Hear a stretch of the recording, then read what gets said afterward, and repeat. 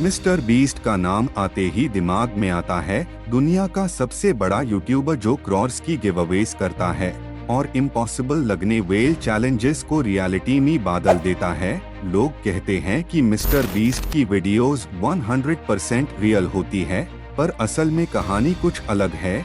जो वो अपने मेन चैनल पे दिखता है वो सिर्फ 50% सच होता है। हाँ, सिर्फ आधा सच, और बाकी आधा पार्ट एक केयरफुली प्लान की गई प्रेजेंटेशन होती है जो सिर्फ कैमरा के लिए बनाई जाती है।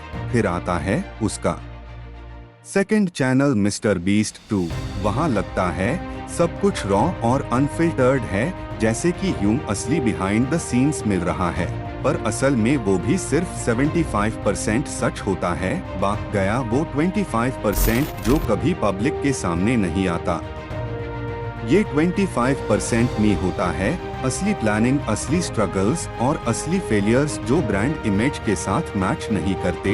इस हिस्सा में होता है वो टेंशन जो डेडलाइन से पहले वीडियोस कंप्लीट करने के लिए होती है, वो मोमेंट्स जब आइडियाज फ्लॉप हो जाते हैं या बजट ब्लो हो जाता है, वो लोग जो प्रोजेक्ट के बीच में छोड़ देते हैं, और वो चीजें जो ऑडियंस को इंस्पायर करने के बजाय उनके दिमाग में सवाल पैदा कर सकती है।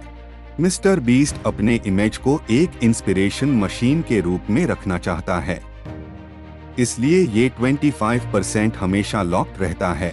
ये सिर्फ एक मार्केटिंग डिसीजन नहीं बल्कि एक स्ट्रैटेजी है, क्योंकि ऑनलाइन वर्ल्ड में परसेप्शन रियलिटी से ज्यादा इम्पोर्टेंट होती है, और जब आपके पास दुनिया का सबसे बड़ा ऑडियंस हो तो हर एक फ्रेम, हर एक मोमेंट केयरफुली डिजाइन किया जाता है।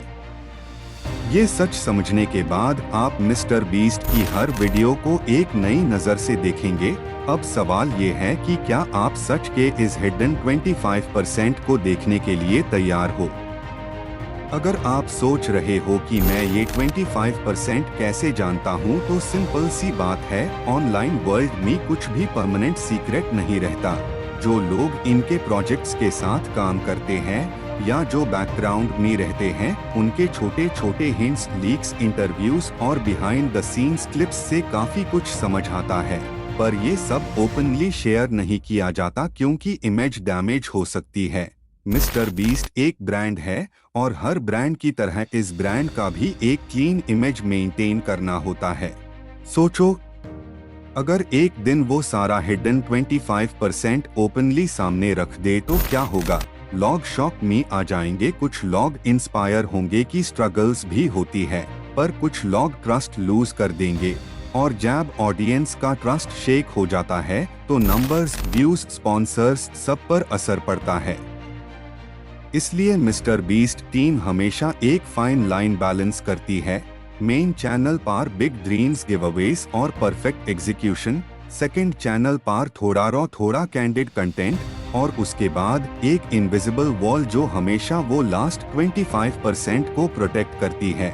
ये वॉल तोड़ना इजी नहीं है क्योंकि हर क्लिप, हर एंगल, हर वर्ड केयरफुली एडिट होता है। अब आप समझ गए होंगे कि एंटरटेनमेंट इंडस्ट्री में सिर्फ टैलेंट या पैसा काम नहीं करता। यहाँ परसेप्शन क्रिएट करना एक आर्ट है जो मिस्टर बीस्ट ने मास्टर कर लिया है, और यही रीजन है कि वो सिर्फ एक यूट्यूबर नहीं बल्कि एक मार्केटिंग जीनियस भी है। सो अगले टाइम जब आप उसकी वीडियो देखो तो बस याद रखना कि जो आप देख रहे हो वो सिर्फ कहानी का एक हिस्सा है, बाकी हिस्सा सिर्फ अन लॉग ऑन को पता है जो कैमरा के पीछे होते हैं। और शायद इसी वजह से मिस्टर बीस्ट एक मिस्ट्री बन के रह गया है, एक ऐसी मिस्ट्री जिसे लोग सॉल्व करना चाहते हैं, पर हर बार नए सवाल मिलते हैं, नए आंसर्स नहीं।